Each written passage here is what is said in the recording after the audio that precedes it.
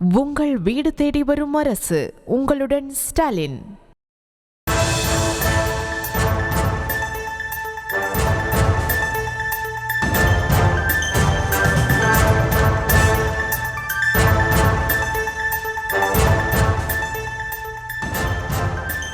அண்மைச் செய்தி. முதலமைச்சரின் தாயுமானவர் திட்டத்தை சென்னையில் ஆகஸ்ட் 12ஆம் தேதி முதல்வர் மு.க.ஸ்டாலின் தொடங்கி வைக்க இருப்பதாக தகவல் கிடைத்திருக்கிறது. வயது முதிர்ந்தோர் மாற்றுத்திறனாளி குடும்ப அட்டைதாரரின் இல்லத்திற்கே சென்று ரேஷன் பொருட்களை விநியோகம் திட்டம் இது என்பது குறிப்பிடத்தக்கது.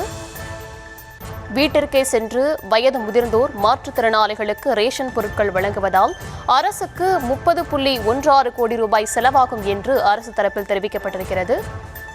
முதலமைச்சரின் தாயுமானவர் திட்டம் மூலம் 20.42 லட்சம் வயது முதிர்ந்தோரும் 1.27 லட்சம் மாற்றுத்திறனாளிகளும் பயன்பெறுவார்கள் என்பது குறிப்பிடத்தக்கது.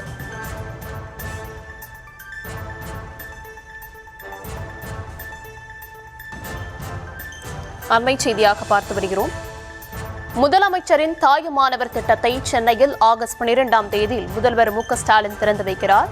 வயது முதிர்ந்தோர் மாற்றுத்திறனாளி குடும்ப அட்டைதாரரின் இல்லத்திற்கே சென்று ரேஷன் பொருட்களை விநியோகம் செய்யும் திட்டம் இதுவாகும்.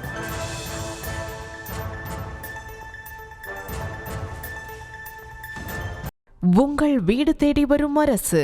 உங்களுடன் ஸ்டாலின்.